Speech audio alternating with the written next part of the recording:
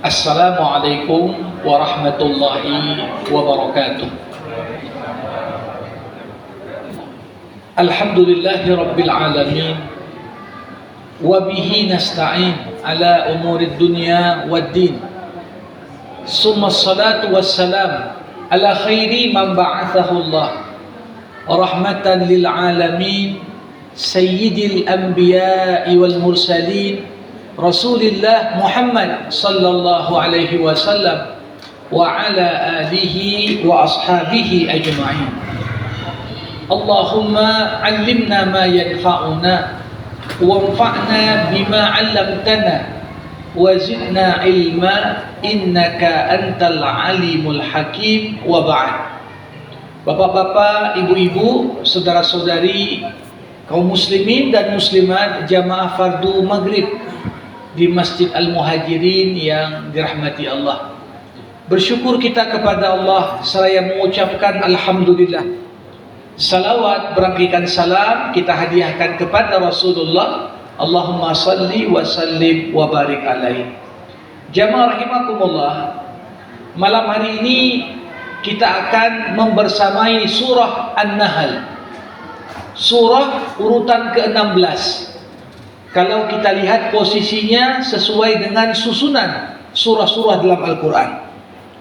Surah ini 128 ayat, dan sepakat para ulama mengatakan masuk dalam kelompok surah Makkiyah, diturunkan sebelum Nabi Muhammad sallallahu alaihi wasallam hijrah ke Madinah. Surah An-Nahl ini dinamakan An-Nahl. An-Nahl artinya lebah. Dan ini satu di antara surah-surah Al-Quran yang dinamakan dengan jenis binatang. Ada surah Baqarah, ada surah An-Naml, ada surah Al-Ankabut, ada surah Al-Fil, dan ada surah An-Nahl, lebah. Kenapa dinamakan dengan surah lebah? Karena kata nahal ataupun lebah tidak disebutkan Allah dalam surah lain kecuali dalam surah ini. Digambarkan bagaimana lebah ini mengambil dan mengkonsumsi hal-hal yang baik untuk mengeluarkan dan menghasilkan madu yang dikatakan Allah Subhanahu wa taala fihi shifaa'un linnas, di dalamnya ada kesembuhan bagi orang-orang yang mengkonsumsinya dari beragam gangguan dan penyakit. Sehingga dipilih kata An-Nahl di sini bukan hanya karena disebutkan satu-satunya di surah ini, tapi karena tema utama yang ingin dibahas dalam surah ini adalah tentang betapa banyak nikmat yang Allah karuniakan kepada kita, dan semua nikmat itu merupakan tanda-tanda yang menggambarkan pada kita kebesaran Allah Subhanahu wa taala.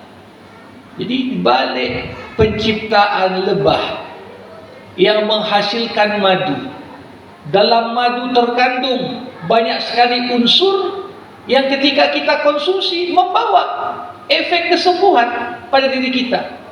Ini bagi orang-orang yang mau berpikir tentunya salah satu di antara tanda keagungan dan kebesaran Allah Subhanahu wa taala.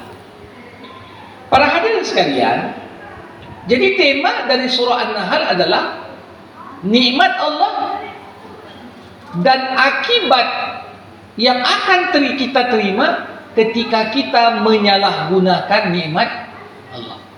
Jadi setiap nikmat itu terkandung di dalamnya amanah.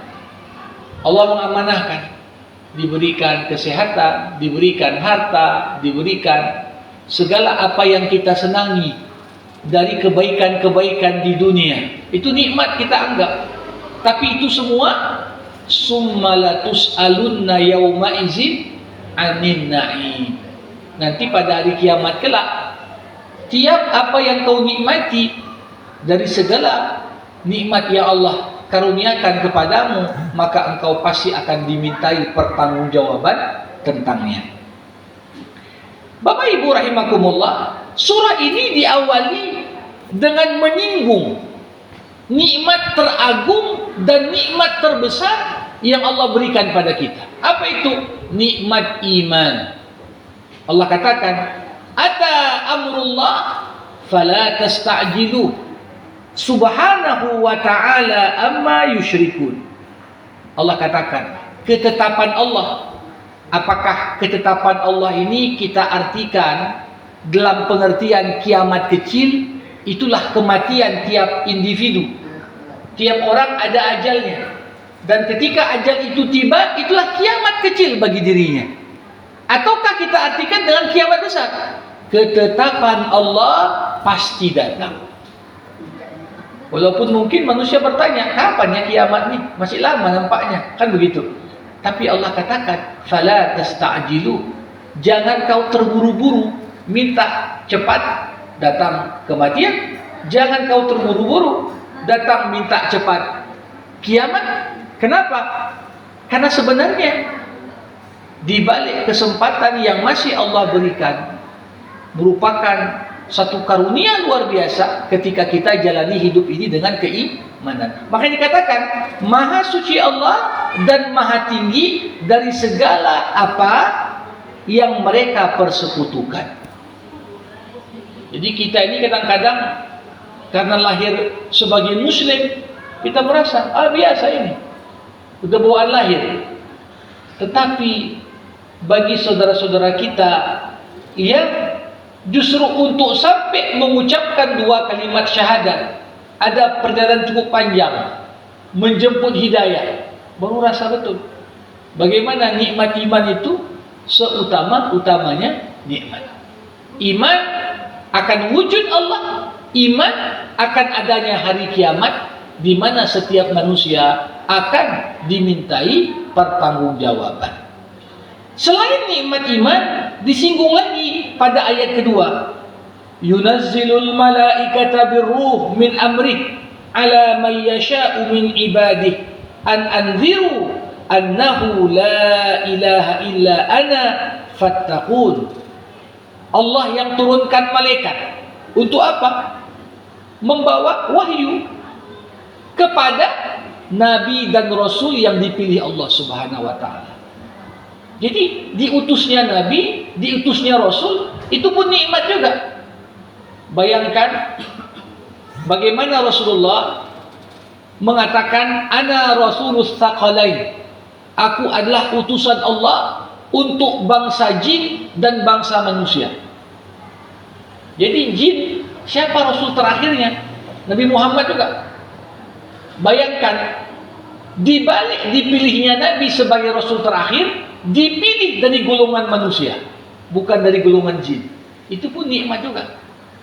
Sekiranya rasul terakhir dari golongan jin, dia bisa lihat kita, kita tak bisa lihat dia. Ini kan susah juga. Allah ingatkan, ini nikmat. Sering sekali kita menganggap itu hal sepele yang seakan-akan tak patut untuk disyukuri. Berpindah lagi cerita tentang nikmat lain. Khalaqas samawati wal arda bil haqq. Allah ciptakan langit dan bumi dengan benar. Pengertian dengan benar di sini apa? Penciptaan langit dan bumi itu punya tujuan. Gak mungkin Allah menciptakan sesuatu itu gak ada tujuannya.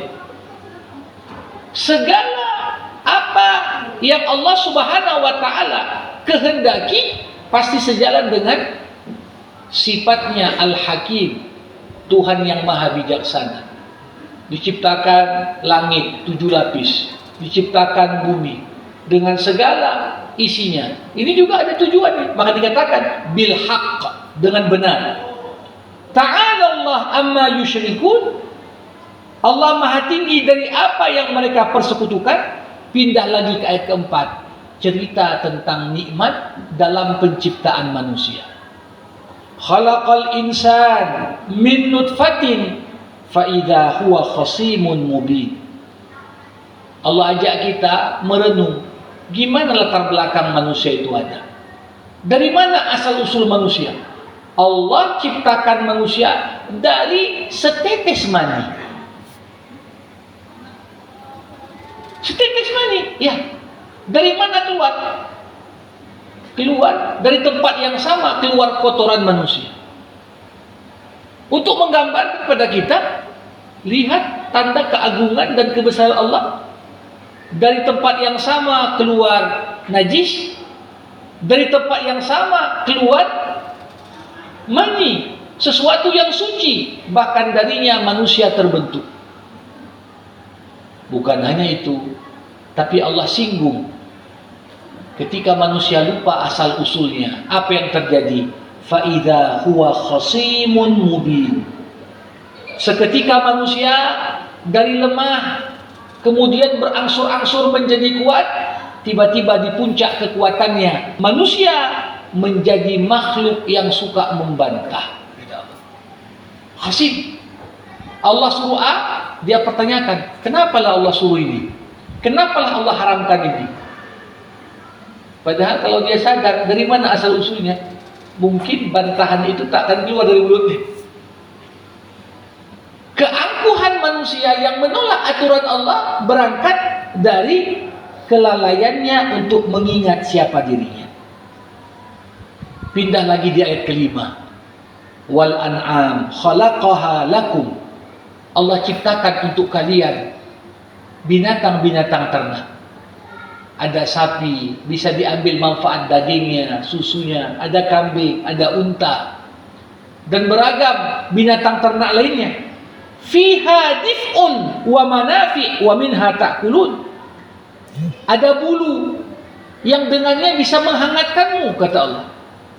Dan banyak sekali manfaat lain, dan dari binatang ternak itu pun kau makan. Walakum fiha jamal hina turihuna wa hina tasrahun. Dan kamu memperoleh keindahan dari binatang ternak itu. Bagaimana dari bulunya domba dibuat jadi kain wol, dibuat pakaian yang menghangatkan, jaket. Kemudian bukan hanya itu, bagaimana kita melepaskan binatang ternak itu di padang rumput untuk dia konsumsi makanannya sendiri, bertambah susunya, bertambah dagingnya. Itu juga bagian dari karunia Allah. Bukan hanya itu, wa tahmilu athqalakum ila baladin lam takunu balighi illa bisyikkil anfus. Bahkan binatang ternak itu, dari kuda, dari unta, dia bawa barang-barang yang dengannya kamu dapat berpindah dari satu negeri ke negeri yang lain. Sekiranya nggak ada binatang ternak itu, pasti kamu akan kesulitan. Nah, zaman sekarang ketika sudah ditemukan mesin uap dan beragam bentuk mesin, seakan-akan manusia tak perlu lagi. Berabad-abad manusia bergerak ke sana kemari pakai kuda, pakai kereta kuda, ya, memanfaatkan binatang untuk sebagai alat transportasi. Ini Allah ingatkan pada kita betapa pada penciptaan itu semua terdapat nikmat. Di ayat 8, wal khayla wal bighala wal hamir litarkabuha wazinah. Allah ciptakan kuda, Allah ciptakan bagal, Allah ciptakan keledai, bisa kamu tunggangi juga sebagai perhiasan. Dan Allah ciptakan apa yang tak kamu ketahui. Maksudnya apa? Segala alat transportasi, moda-moda transportasi terbaru, mau pesawat, mau kereta api, mau kapal pesiar, semuanya itu pada esensinya ciptaan Allah. Tapi manusia yang buat, Ustaz, iya. Tapi ide untuk dapat membuat itu semua dipelajari manusia dari makhluk ciptaan Allah lainnya. Manusia belajar buat pesawat, belajar dari bagaimana mekanisme burung terbang. Manusia buat helikopter, meniru bagaimana capung. Manusia buat mobil, buat kapal selam, buat segala bentuk alat transportasi. Dari mana bahan bakunya? Bukankah itu juga ciptaan Allah yang dengan kemampuan akal, yang juga karunia Allah, manusia bisa menciptakan itu semua. Jadi dikatakan wa yakhluqu ma la ta'lamun. Ayat ini seakan-akan tetap hidup walaupun ayat ini turun 14 abad yang lalu. Allah ciptakan apa yang kamu tak tahu. Ke depan bagaimana moda transportasi. Sekarang udah banyak. Di beberapa pabrik mobil di Cina sudah buat mobil bisa amfibi, darat dan laut. Ini sudah ada orang gambarkan nanti mobil pun bisa terbang. Mungkin sekarang belum ada, tapi tentunya kalaupun terwujud, itu semua tak bisa kita pisahkan dari ciptaan Allah Subhanahu wa taala sebagai bentuk karunia-Nya pada kita semua. Bukan hanya itu, huwallazi anzala minas sama'i ma'alakum. Dialah Allah yang turunkan dari langit air hujan. Air hujan salah satu bentuk ma'un mutlak. Air bukan hanya suci tapi juga mensucikan. Bisa dipakai oleh orang minum, dengannya tumbuhan hidup dan lain sebagainya. Yunbitu lakum bihi dzar'a wadz-zaituna wan-nakhila wal-a'nab wa min kulli tsamarat. Dengan air hujan itu tumbuhlah segala macam jenis tanaman, buah zaitun, kurma, anggur, beragam jenis buah-buahan. Itu semua adalah, kata Allah, tanda-tanda bagi orang yang mau berfikir. Jadi kita lihat terus ayat-ayat mengingatkan kita tentang pergantian siang dan malam, bagaimana pasang dan surut air laut. Itu semua nikmat Allah. Bukan hanya itu, Allah jadikan di antara permukaan bumi ini ada yang namanya gunung. Gunung itu disebut pasak bumi. Ibarat kalau kita susun satu papan dengan papan yang lain, memerlukan paku supaya kokoh. Maka itulah fungsi waja'alnal jibala rawasiya. Kami jadikan gunung-gunung itu sebagai pasak bumi. Nikmat juga. Bukan hanya itu, wa alamatin wa bin najmi hum yahtadun. Kami jadikan tanda-tanda di langit. Orang zaman dulu belajar navigasi, tahu arah dari mana? Nengok bintang-bintang. Oh, ketika muncul bintang begini, ini arah utara, ini arah selatan. Walaupun kadang-kadang karena kita sudah dimanjakan dengan kompas dan alat canggih, kita mulai melupakan apa kearifan lokal dan ilmu-ilmu yang sebenarnya diwarisi dari satu generasi ke generasi yang lain. Dan itu merupakan bagian dari karunia Allah untuk kita. Karenanya di ayat ke-7 Allah katakan, 17, afaman yakhluq kaman la yakhluq. Apa yang menciptakan itu sama dengan yang tak menciptakan. Kok bisa-bisanya kalian sembah patung, sembah kuburan, sembah binatang? Apakah mereka menciptakan sebagaimana Allah menciptakan? Apakah sama yang menciptakan dengan yang tak menciptakan? Kata Allah. Dan di ayat 18, inilah ayat yang perlu untuk selalu kita renungkan Bapak Ibu sekalian. Walaupun pendek, ayat ini dalam sekali maknanya. Apa kata Allah? Wa in ta'uddu ni'matallah la tuhsuha. Apa makna ayat ini? Satu nikmat saja kau sebut, kau mencoba menghitung-hitung dalam satu nikmat itu, kebaikan yang Allah berikan untukmu, niscaya kau tak akan mampu. Contoh apa? Misalnya, di balik nikmat mata. Satu nikmat mata mau dikaji dari beragam, bukan hanya supaya bisa lihat, ada aspek keindahan di situ. Beragam fungsi mata. Mungkin bagi kita orang awam yang enggak mendalami spesialis mata, enggak bisa menjabarkan. Tapi coba suruh seorang dokter spesialis mata ceritakan tentang cara kerja mata. Sampai sekarang pun, walaupun penelitian terus dilakukan, manusia belum sampai pada pengetahuan final tentang mata. Masih banyak rahasia Allah belum terungkap. Itu baru di mata saja. Cerita lagi organ dalam, cerita lagi semua anggota tubuh yang lain. Maka wajar. Bayangkan Bapak Ibu, contoh kecil. Bagian organ mata kita ini berapa banyak di dalamnya itu komposisi persentase cairan di dalamnya. Okay? Tapi bagaimana mata bagi orang Eskimo yang tinggal di kutub, yang suhunya di sana di bawah 0 derajat, tak membuat matanya jadi beku. Coba kan?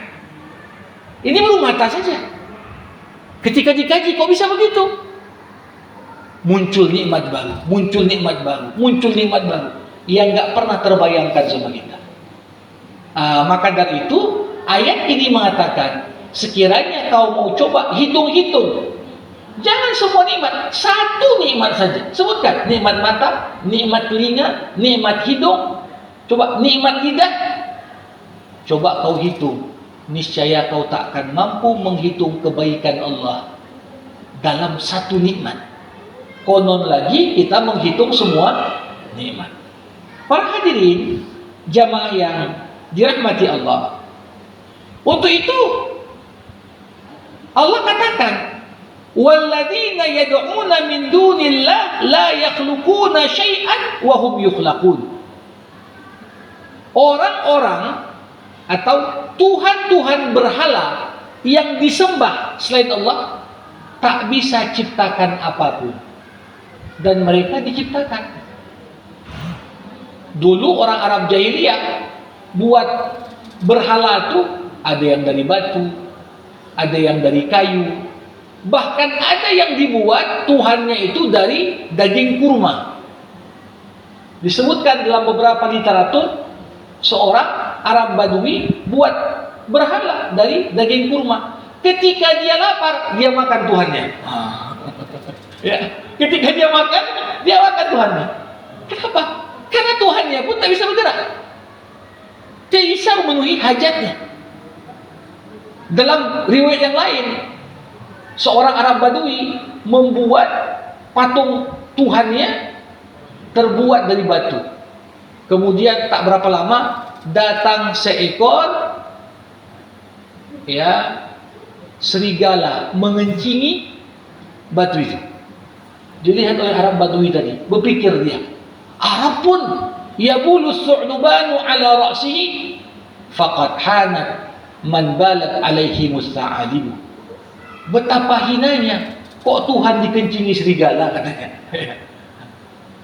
Tidak ada yang lebih hina bagi seseorang ketika dia dikencingi serigala. Tuhan tak mampu membela dirinya, apakah pantas dipertuhankan?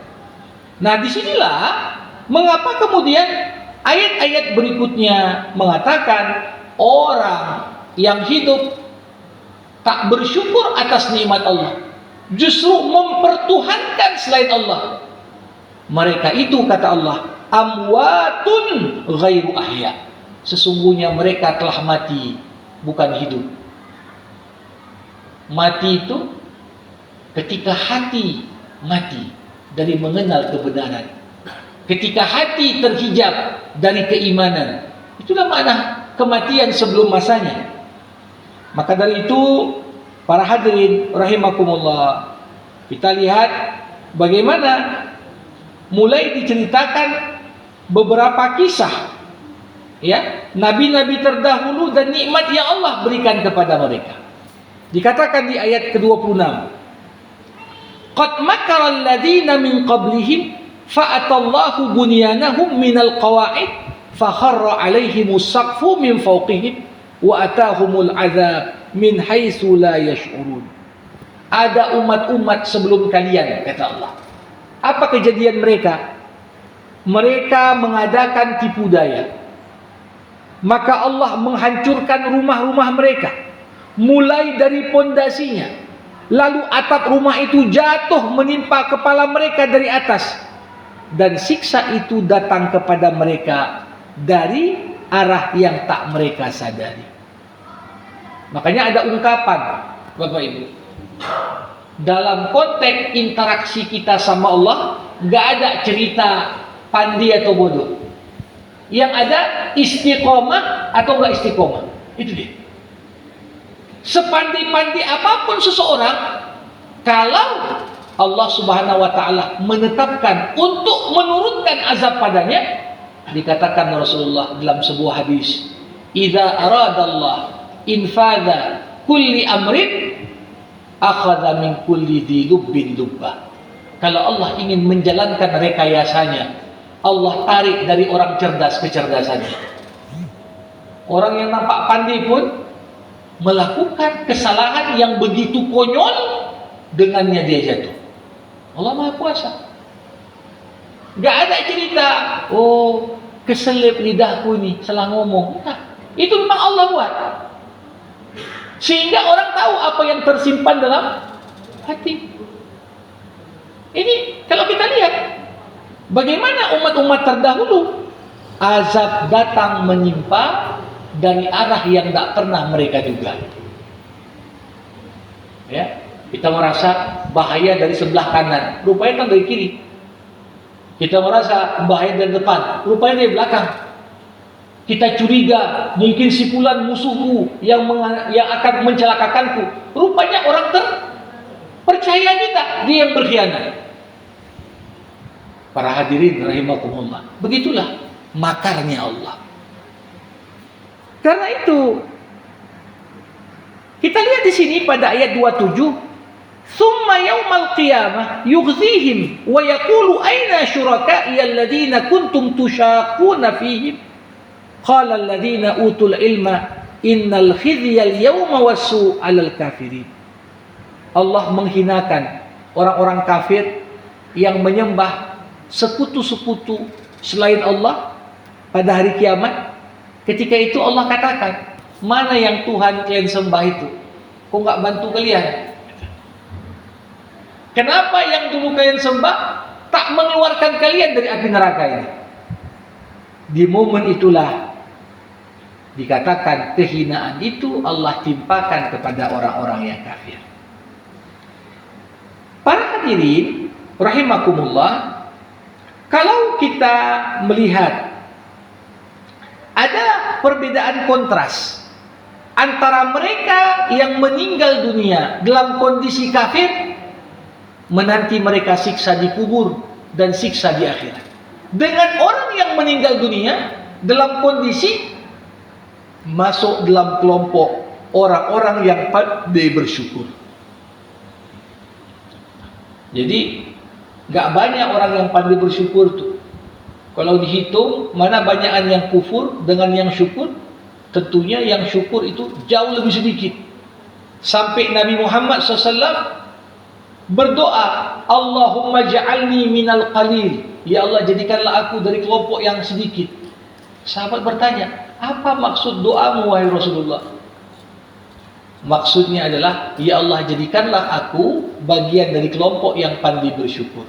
Bukankah Allah berfirman, wa qalilun min ibadiyasy syakur, yang pandai bersyukur itu sedikit jumlahnya. Bagaimana kondisi orang yang beriman? Alladzina tatawaffahumul malaikatu thayyibin yaquluna salamun alaikum udkhulul jannah bima kuntum ta'malun. Ada orang-orang baik, orang-orang yang pandai bersyukur, ketika Allah wafatkan, malaikat mencabut nyawa mereka dalam kondisi baik. Ada yang dicabut nyawanya, dia sedang haji, sedang umroh, sedang sholat, sedang puasa, sedang mengaji.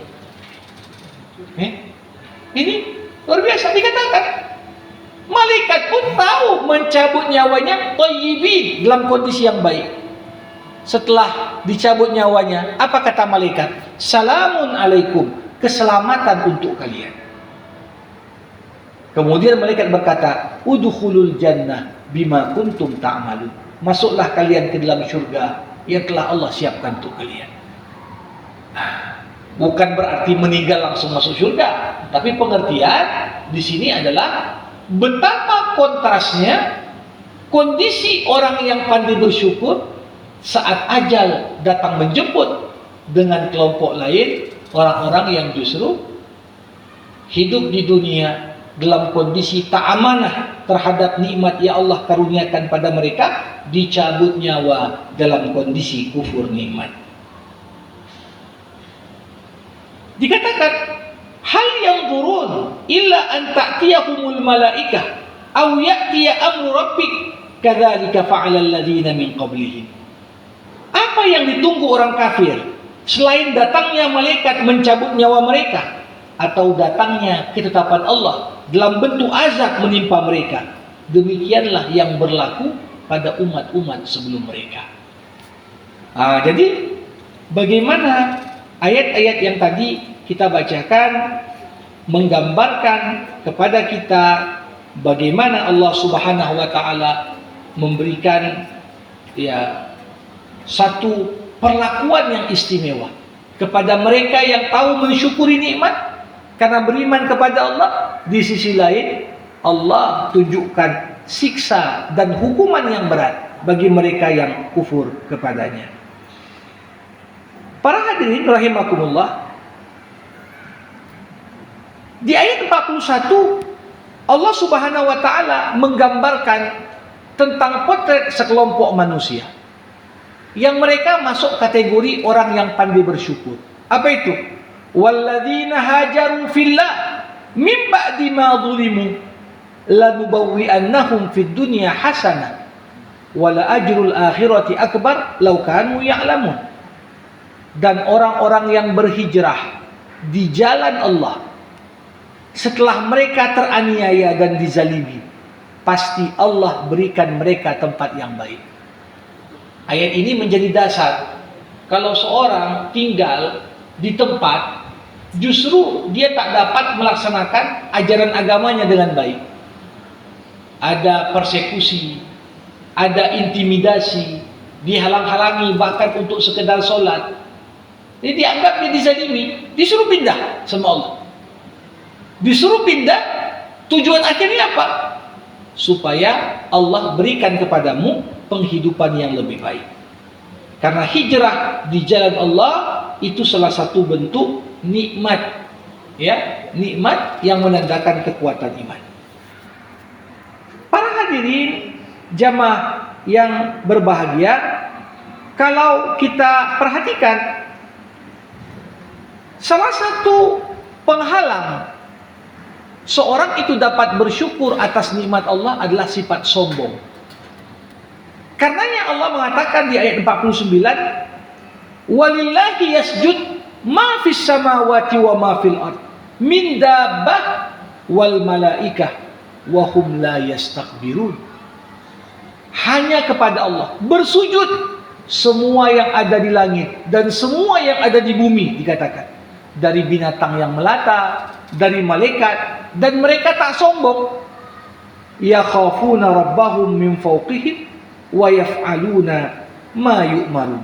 Mereka takut sama Allah dan mereka kerjakan apa yang Allah perintahkan. Bapak Ibu rahimakumullah, di sisi lain Allah juga membongkar kedok sekelompok manusia yang lain yang hanya beribadah kepada Allah, tunduk kepadanya di momen-momen sulit. Tapi begitu mereka berada pada kondisi yang lapang, mereka pun lupa sama Allah. Ini sesuai dengan fitrah manusia. Manusia itu diciptakan dengan fitrah berketuhanan. Ketika kita dalam kondisi susah, fitrah ini menguat. Fitrah ini menguat. Tapi ketika manusia berada dalam kelapangan, fitrah ini melemah. Makanya nggak sulit untuk cari orang yang taat waktu susah, tapi sulit untuk mencari orang yang tetap taat di kala senang. Itu kelompok yang sedikit. Mereka lah orang-orang yang betul-betul mampu mewujudkan makna kesyukuran. Seperti dikatakan dalam hadis Nabi, ta'arraf 'ala Allah fir raha ya'rifuka fi syiddah. Kenali Allah di waktu kau senang, niscaya Allah akan kenal kepadamu di waktu kau sempit dan sulit. Jangan dibalik. Kenali Allah waktu sulit aja. Ya. Kalau orang yang hanya ingat Allah waktu ada masalah, ada penyakit, ada problem, ini bukan sesuatu yang hebat. Karena siapapun, bahkan orang yang kafir sekalipun, digambarkan dalam surah An-Nahl ini. Apa itu? Allah Subhanahu wa taala katakan, "Wa ma bikum min ni'matin faminallah, tsumma idza massakumud durru fa ilaihi taj'arun." Segala nikmat yang kau terima datangnya dari Allah. Apabila kau ditimpa kesengsaraan, hanya kepadamunya lah engkau minta pertolongan. Tapi yang terjadi, "Tsumma idza kashafad durra ankum idza fariqum minkum bi rabbihim yusyrikun." Begitu kesulitan dan masalah Allah angkat dari manusia, banyak manusia balik lagi dia kufur dan berbuat syirik kepada Allah. Nah, ini potret gambaran yang sangat buruk sekali. Salah satu bentuk ketidaksyukuran juga yang digambarkan, kita tahu orang Arab dulu sangat tidak senang kalau dapat anak perempuan. Bahkan beberapa orang Arab kalau lahir anak perempuan, masih bayi pun dikubur.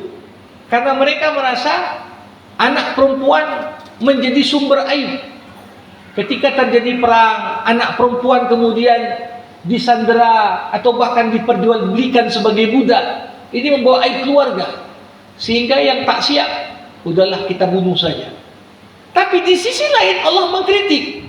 Kalau kalian tak suka sama anak perempuan, kenapa kalian katakan malaikat itu anak perempuannya Allah?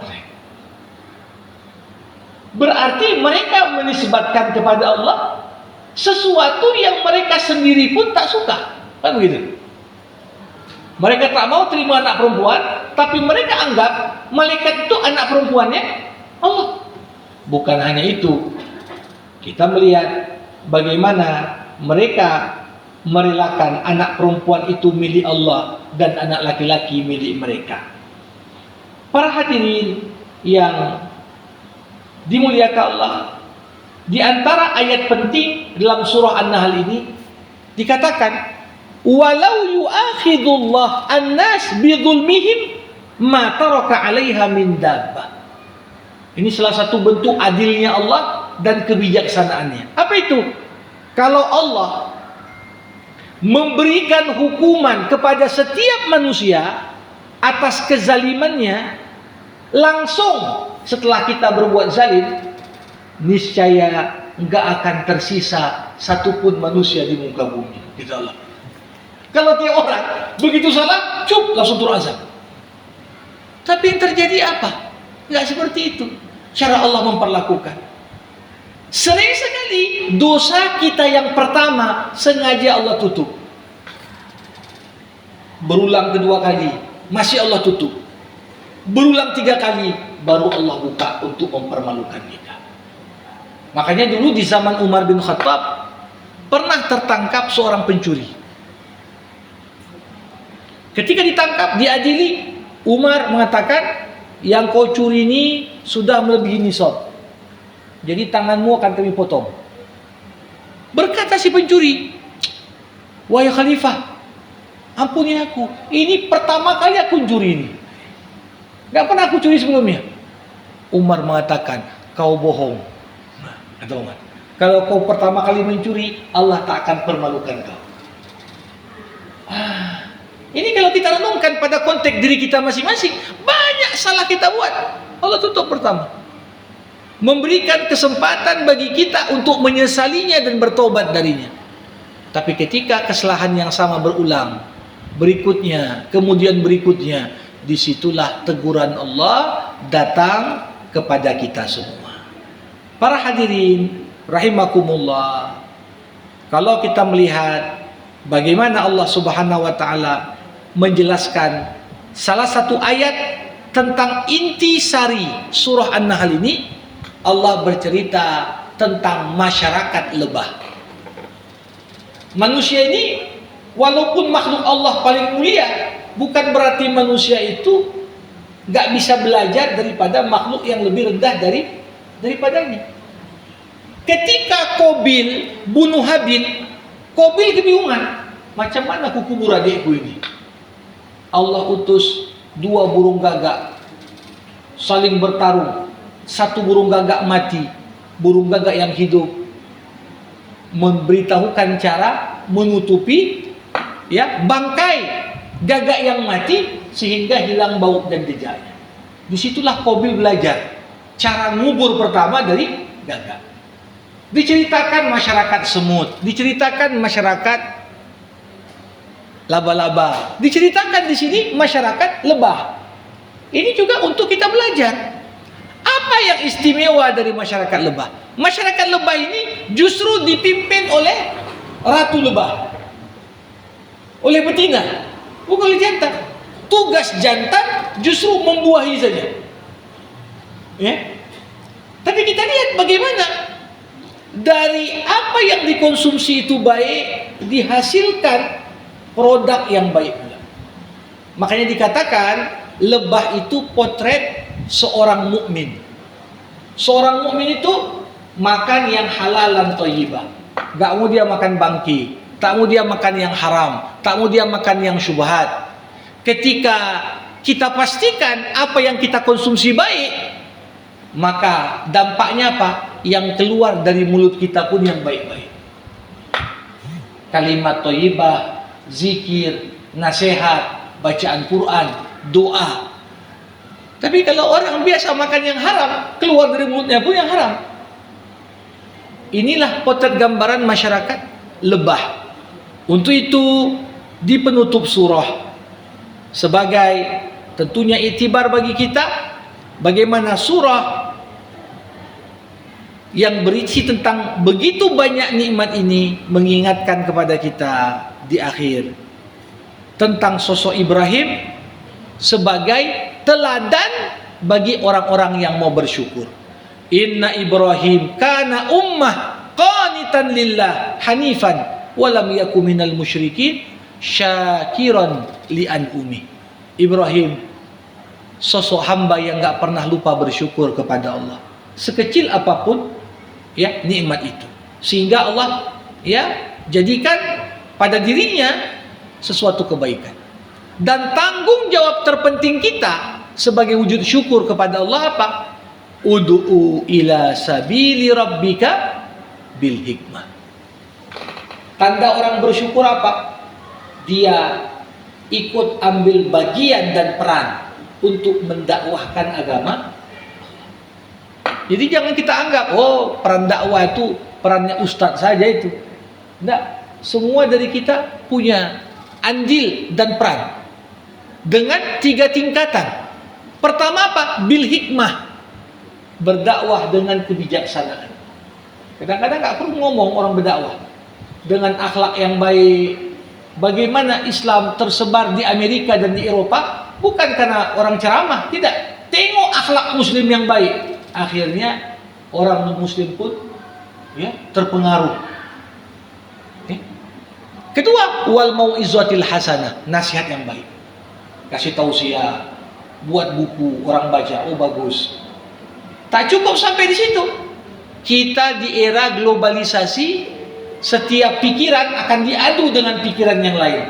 Maka cara dakwah yang terakhir, wajadilhum billati hi ahsan. Berdebatlah dengan cara yang baik.